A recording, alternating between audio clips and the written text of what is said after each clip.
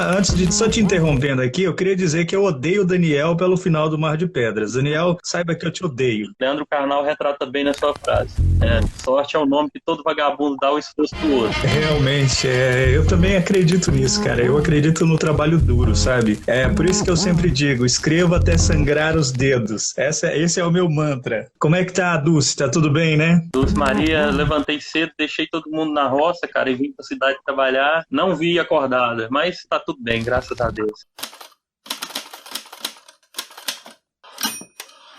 Meu nome é Raik Tavares e está no ar mais uma edição do Live com o Autor. Eu estou ainda mais feliz nesse episódio porque eu vou falar com um cara que eu amo de paixão. Ele se chama Wellington Andrade. É um grande amigo, está lançando o seu primeiro livro. O livro já está pronto, né? Já está com editora, com capa, diagramação. Só falta mesmo as coisas voltarem ao normal para ele fazer o lançamento físico do livro. Que é isso que a gente quer? Aglomeração. A gente quer pessoas grudadas uma nas outras. Espero que isso possa acontecer em breve. E esse meu amigo, Wellington Andrade, né, tá lançando aí o seu primeiro livro, que se chama As Páginas que o Silêncio Guardou. Ele vai contar a história do livro, ele vai falar como que foi aí o seu processo da produção como autor até chegar a uma casa editorial. Esse cara, eu tenho uma grande admiração por ele, porque quando eu mais precisei, ele foi uma das pessoas que me estendeu a mão. Eu vou contar uma breve história rápida, porque boas histórias a gente tem que guardar. E pessoas incríveis, a gente tem que falar que elas são incríveis. No ano de 2016, eu tinha uma palestra para dar na Feira de Brasília. Só que ocorreu uma cosita. Foi cancelado o cachê. Tinha um cachê com essa palestra que ia dar lá, e aí algumas pessoas falaram, olha, não vai, a coisa tava feia, eu tava desempregado na época e tinha uns livros aí também, e a editora tinha mandado, tinha o dinheiro para poder ir, mas eu tinha que pagar algumas contas. E quando eles ligaram falando que não teria mais o cachê, pensei em desistir. Mas a minha sogra falou, não desiste, vai fundo, tenta, vai lá, faz o seu melhor. Meu amigo Daniel, que mora em Brasília, também falou, olha, você vai vir, vai ficar na minha casa, não se preocupa. Daniel é outro cara que eu amo também de paixão, quero deixar bem registrado. Esse episódio hoje aqui é especialmente para o Daniel. Daniel, beijo, amo você também. Quando eu recebo essa notícia de não poder aí, né, fazer essa participação por causa do cachê, e eu precisava do dinheiro, e tinha ainda os livros, aparece o Wellington com a luz divina, né? Fala, você precisa de quanto, meu irmão? Cara, é muito legal, é muito bacana dizer isso, porque eu tenho uma gratidão muito grande pelo o Wellington e também pelo Daniel, né? Porque são duas pessoas aí que em um momento muito difícil da minha carreira, eu estava desempregado, estava fora do rádio, estava esperando, né, um trabalho acontecer e tentando aí essa coisa de escrever, de participar de evento. Duas pessoas que nesse momento me estendeu muito a mão, eu tenho uma gratidão muito grande. E para finalizar, o Wellington me ajudou, né? Me arrumou uma grana. Amiga para essas coisas. Amiga é coisa para se guardar. Aí me arrumou essa grana para poder fazer essa viagem. Fui para casa do Daniel, passei 4 dias lá incríveis e nunca mais voltei. E nunca mais voltei na casa do Daniel. Desde 2016 eu tô falando que vou à casa do Daniel e não vou. Mas, Daniel, eu vou na sua casa em breve aí, só passar essa pandemia, tá bom? E, cara, pra você que tá aí do outro lado, por que eu tô contando essa história? É bem rápida aqui, não sei se você entendeu. Porque a gratidão, ela é a coisa mais importante que a gente tem que ter pelas pessoas. Ele não fez isso porque apareceu alguma coisa, não, ele fez isso porque ele é um cara excepcional, porque ele é um amigo mesmo de verdade, tá? Então, assim, se você tiver um amigo, ainda mais nesse meio literário, que é um meio muito complicado, se você tiver um amigo de verdade que apoia a sua carreira, apoie também a carreira do seu amigo, divulgue o seu amigo, divulgue outros escritores, tá? Que às vezes nem são seus amigos também, mas divulga. Vamos aí fazer um movimento, tá certo? Então, fica aqui a minha gratidão ao meu amigo Wellington Andrade e também ao meu amigo Daniel Barros, que é outra paixão, que em breve vamos beber aí o whisky juntos. nós três. Beijo pra vocês e vamos então pro episódio de hoje. Esse episódio aí que é o 6º episódio. Vou fazer nenhum merchan, nem nada, né? Mas se você, rapidinho, se você quiser aí mandar pra mim o seu e-mail dizendo o que você estiver achando, pode mandar no raickjp@hotmail.com ou pode ir nas minhas redes sociais, @RAICK_Tavares.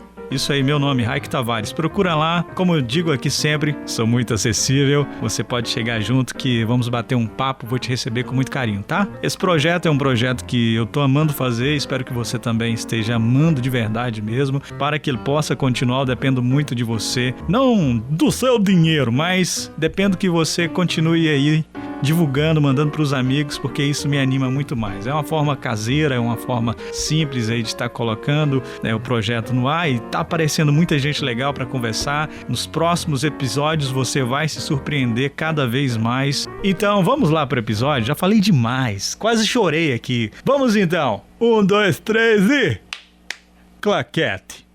O episódio tá no ar. Meu nome é Wellington Andrade, eu sou graduado em História, tenho trabalhado bastante com pesquisa regional, local, principalmente da minha região, da minha cidade, João Pinheiro, também da cidade do Raik, Paracatu, né? E tenho trabalhado com essa área, principalmente com essa área de pesquisa, né, de campo, pesquisa oral, envolvendo pessoas, principalmente pessoas mais idosas, né, com suas histórias, com suas memórias. Tenho trabalhado bastante com essa área. Estou agora terminando já também um outro projeto de estudos, né, que é a outra área, que é a filosofia também, que é uma paixão. Trabalhando isso aí, esse ano a gente termina esse curso. E já estou me envolvendo também com essa questão, né, da sociedade, do ser humano. Vamos falar primeiro do seu livro, do seu primeiro, né, que você escreveu e você está lançando agora. Então, o nome do livro é As Páginas que o Silêncio Guardou. É um nome bastante sugestivo, que é um cara muito amigo que me sugeriu esse título a partir de uma frase do próprio livro. Esse livro começou com o nome Diário de um Mendigo, né? Esse livro trata de uma história de um mendigo, de uma pessoa que tem alguns conflitos na vida, e através desses conflitos ele deixa a sua vida social e cai numa maratona de viagem sozinho pelo mundo, e ali ele vai se encontrando e se deparando com vários fatores que o influenciam, né, negativa e positivamente. E um dos grandes questionamentos desse mendigo é a questão de acreditar ou não no ser humano ou em Deus. Cara bastante frustrado com a sua vida, com tudo. Então, comecei a escrever esse livro quando eu estava ainda no seminário, fui seminarista. Comecei a criar a ideia desse livro quando eu era seminarista. Eu trabalhava como missionário, né? Então, realizei bastantes missões com mendigos, né, nas ruas, moradores de ruas e com pessoas bastante pobres, e eu quis contar um pouco da história desse povo, né, através de um romance. Então, criei um personagem e contei as diversas histórias. Tive essa premissa ainda no seminário, mas comecei a produzir um manuscrito em 2009. Em 2009 eu comecei a produzir um manuscrito, depois criar um roteiro. Primeiro, sinceramente, eu peguei um caderno e comecei a escrever a história.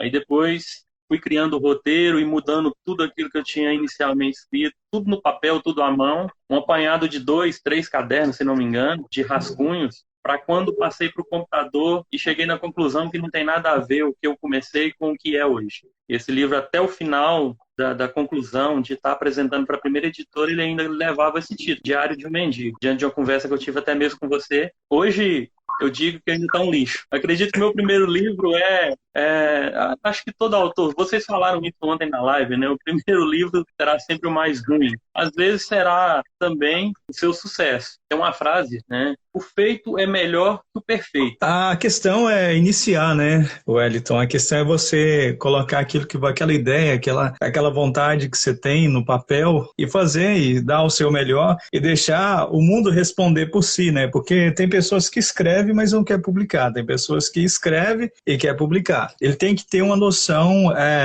diferente do que só escreve. Eu posso ir lá e escrever a história do jeito jeito que eu quero e pronto. Ok, sem problema, eu não vou mostrar para ninguém, é minha, é só minha, é uma coisa que eu quis colocar para fora. Já, eu quero criar um público, eu quero ter pessoas lendo, eu quero viver disso, eu quero ganhar direitos autorais, né? Eu quero ser remunerado por isso. Já, quando se chega nessa questão, aí você já tem que pensar a literatura de outro modo. Quando se fala assim, eu quero receber por isso, pelo que eu faço. Eu quero receber pelo trabalho de 3 anos, de 4 anos. Aí você tem que pensar de uma outra maneira, né? E você não pode ir só pelo lado romântico, né, da coisa, porque quando você vai simplesmente pelo lado romântico é onde você quebra a cara. É onde primeiro você vai lá e paga rios de dinheiro, é aonde você coloca um péssimo trabalho no ar e aonde você talvez vai demorar muito mais para chegar onde você quer, né? Então, assim, hoje o conselho maior sempre né? Conheça antes o que você quer, saiba, conheça melhor a sua história para depois colocá-la no papel. Quando eu comecei a escrever, como eu vivia num espaço onde eu tinha acesso a vários livros, a várias histórias, a clássicos, né? Eu via aquilo e era apaixonado por leitura e falava, gente, esse cara criou um mundo para mim. Eu vou criar um mundo também para as pessoas. Eu tinha essa visão muito romântica de que a minha história era ótima, mas sem entender que gosto não se discute, cada um tem o seu. E que para escrever, cara, não é só botar a mão na caneta ou o dedo no teclado. Você precisa de técnica, você precisa... Eu aprendi isso com o tempo, muito com você também.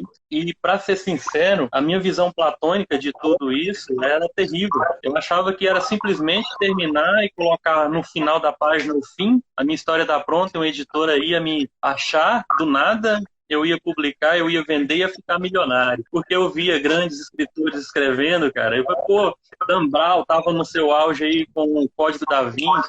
Eu pensei, eu quero ser um Dan Brown da vida. Aí eu tinha essa visão romântica.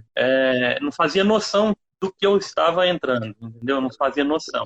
Mas uma coisa que pode se levar, cara, é a persistência, né? A gente tem que estudar, a gente tem que aprender, a gente tem que... E se você quer escrever um livro, tem que primeiro ler muito. Segundo, cara, você tem que se dedicar ao máximo, sangrar, como você mesmo fala, né?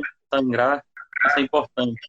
E esquecer aquela coisa banal que as pessoas falam de sorte. Leandro Carnal, um filósofo, ele fala que sorte é o nome que o vagabundo dá ao esforço do outro. Eu acho impressionante essa questão, porque, cara, como eu iniciei falando sobre o que eu faço, os meus artigos, ultimamente, o último artigo que eu escrevi, ele vai ser publicado em um livro pela Faculdade de Évora, porque eu tenho como orientador o mestre Vandeir, e aí ele encaminhou isso tudo. Para o meu artigo chegar nesse ponto de publicação por uma faculdade renomada como Évora, em Portugal, precisou de noites e noites, madrugadas, pesquisa de campo, muita leitura, muita dedicação. E eu ouvi várias pessoas falando, cara, que sorte. A sorte ela só existe se você, por exemplo, a sorte ela está em mim. Se eu paro de me madrugar, se eu paro de ler, se eu paro de me dedicar, desdobrar em cima de livro, dormir no teclado, como várias vezes você fez, eu fiz, até mesmo para escrever os seus romances, o meu romance que eu estou escrevendo, a sorte é isso,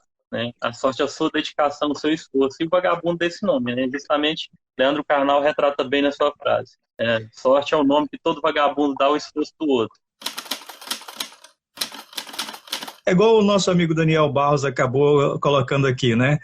Tem muita gente escrevendo. Simplesmente para quê? Então, é uma pergunta bem interessante, né? Tem muita gente escrevendo? Claro, tem muita. Tanto que a gente tem literaturas no Brasil que, para ser sincero, cara, eu era um cara muito... eu curtia muito leituras estrangeiras. Eu era apaixonado por leituras estrangeiras, dava pouco valor à leitura nacional e aprendi, através desse esforço meu como escritor, com o meu primeiro livro, a estar enxergando os escritores nacionais, cara, e estar reconhecendo a literatura brasileira, cara, como um fenômeno, né? Um fenômeno, porque são histórias incríveis, são pessoas que estão lançando livros aí e que não são reconhecidas ainda e que têm uma escrita formidável, né? O próprio Daniel Barros, né, com o seu livro, né, Um Terço Sem Defunto, cara, que escrita maravilhosa. Antes de só te interrompendo aqui, eu queria dizer que eu odeio o Daniel pelo final do Mar de Pedras. Daniel,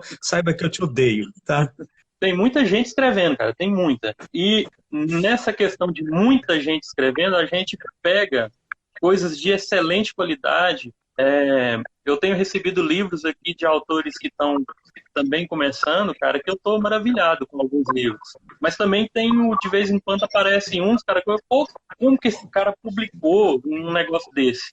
Da mesma forma que tem ótimos escritores escrevendo coisas maravilhosas que estão se dedicando, também estão aparecendo por aí coisas que não tem nada a ver, mas que estão, né, passando. Mas entra até nesse ponto aí, né, do que a gente tinha falado antes, né, do preparo, do se preparar. Eu mesmo, aquele romance que eu lancei, que esquece o nome daquela coisa, eu não teria lançado aquilo, de forma nenhuma. Mas você precisa errar, né, você precisa errar. Por isso que até tem esse processo, essa conversa, né, que eu estou fazendo, eu estou batendo nessa tecla de sempre analisar antes de publicar, porque se você pensa realmente em seguir carreira, não, eu sou realmente um escritor que publica, né, sou um escritor de verdade. Então, assim, porque é uma coisa muito séria, você vai ser muito criticado, cara. Você vai levar paulada de tudo quanto é lado. Você pensar, quanto mais você pensa que seu livro está maravilhoso, está lindo, vai chegar alguém e vai descer a paulada em você. E você não vai agradar a todo mundo, né? Então, assim, aí é onde que está o ego, né? A maioria das pessoas que escrevem, elas têm um ego muito elevado. Elas não sabem ouvir,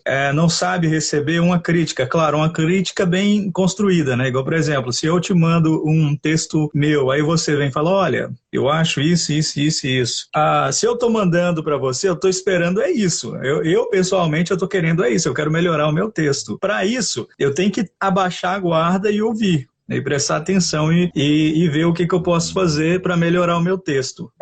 Igual, por exemplo, temos aqui o Daniel, né? Daniel, mandei para ele um conto recentemente, né? Mandei para ele um conto, ele mandou o conto todo rabiscado. Eu fiquei feliz da vida, porque é um cara que eu gosto, né? É um cara que eu gosto do trabalho, é um amigo, e tá me dizendo aonde que eu tenho que mudar, onde que ele tá vendo que eu tô errando, porque às vezes, por mais que você acha que você tá legal, não tá legal. Sempre vai ter alguma coisinha sobrando.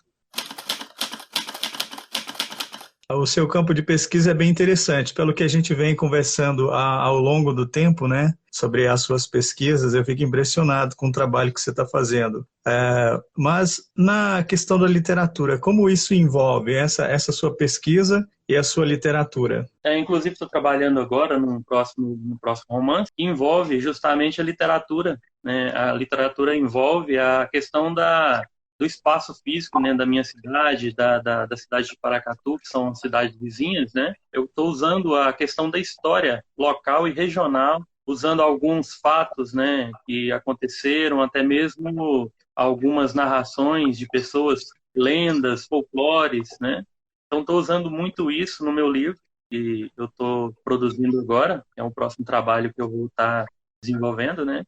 Então, tenho usado bastante o meu estudo de história, as minhas pesquisas com artigos e tudo, também no campo da literatura, apresentando um pouco a nossa regionalidade, né, através de um romance, é claro, incluindo, né, coisas nesse sentido. A nossa localização, as nossas histórias, as nossas culturas, né, nossa arte, as nossas raízes. Então, eu estou criando, em cima disso, um romance, né, um romance do período colonial.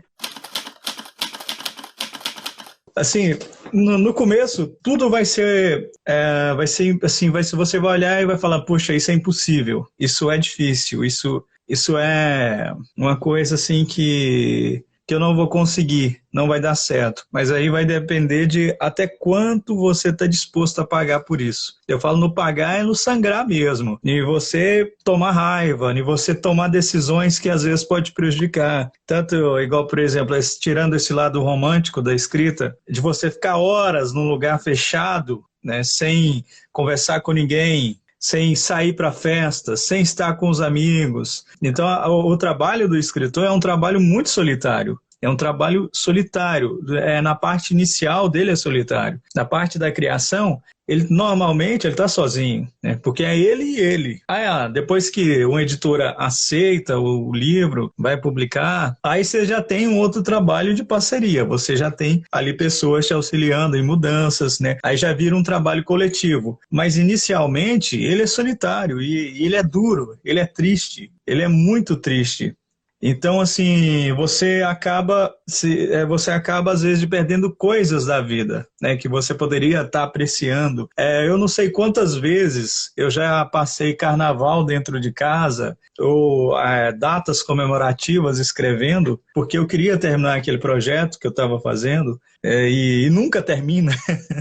Engraçado é esse, que nunca termina, que sempre tem alguma coisa a mais para escrever, né? Você tem uma necessidade de pôr para fora do que você sente, né? A raiva que você tem do mundo, da desigualdade, do preconceito, tudo que envolve o outro, né? Que traz a discussão do outro. Na verdade, Wellington, eu acho que o escritor é um ser inconformado com o mundo. Ele tenta consertar o mundo à sua maneira, ele tenta fazer à sua maneira, mas ele, no próprio livro, ele tenta também estragar ao mesmo tempo o mundo que ele cria, que ele sempre acaba matando alguém. Mas essa morte literal, cara, essa morte na literatura da gente aí, eu acredito que é um desabafo do próprio escritor, cara. É uma forma dele se expressar através daquela escrita. No meu livro, por exemplo, eu quis matar o personagem principal várias vezes.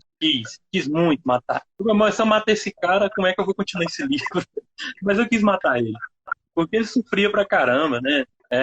Como você disse, de perder algumas coisas, né? Você, em algumas lives, você já comentou, já com essa mesma expressão, que escrever, né, é sentar a bunda na cadeira, justamente, cara. Justamente sentar a bunda na cadeira. Escrever é isso. Uma colega minha me perguntou, cara, como é que faz para escrever, para ler? Eu falei, é fácil. Ler e escrever é a coisa mais fácil do mundo. Só porque tem um segredo. Eu não costumo contar para ninguém. Você pega um livro para ler, você pega ele, senta em algum lugar, deita se quiser, abre e começa.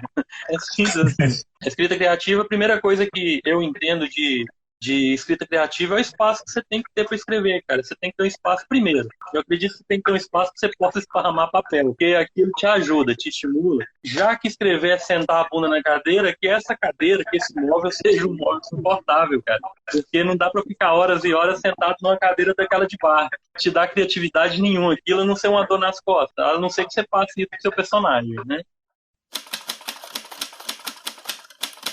Com essa pandemia toda, você está conseguindo produzir, cara, com todo esse caos, você está conseguindo produzir o próximo livro tranquilamente? Não, de maneira alguma. Inclusive, de um ano para cá, eu tenho me envolvido muito com pesquisa, né, cara? Eu tenho trabalhado bastante com as pesquisas na área da história local e regional e tenho tido uma dificuldade enorme em conciliar tempo para tudo. Sair um pouco da minha caixinha de produção, vamos dizer assim. Então eu escrevo em papel, eu devo ter, né, eu sempre carrego um papel, sempre carrego um livreto, no meu trabalho fica lá em cima da minha mesa, sempre tem uns papéis de rascunhos que eu estou escrevendo, às vezes eu entro no computador, mas estou produzindo bem pouco, né, bem pouco no sentido do segundo livro, estou trabalhando bem pouco nele, bem menos do que o necessário. E também vem essa questão, né, da pandemia, a gente fica um pouco meio sem norte, né? Às vezes as preocupações vêm, as pessoas não levam tão a sério a real situação que está acontecendo no país e no mundo, né? Então, tudo isso tem um reflexo negativo na minha criação, na minha perspectiva de escrita e também a questão do tempo, né, cara? Eu tenho tentado me envolver bastante e, ao mesmo tempo, tenho me envolvido pouco. Agora, para a gente finalizar de vez, indica aí um livro, um filme ou uma série para a gente. Filme e série, sinceramente, não tá dando tempo para assistir isso não, sabe? Fazer um merchan para Juliana Bisato, até um nome que você poderia estar convidando. Da série, né, Herança das Sombras, mas indicaria aí, é uma autora nacional, né, e está escrevendo uma série muito interessante, estou curtindo demais, e daria um bom filme, cara.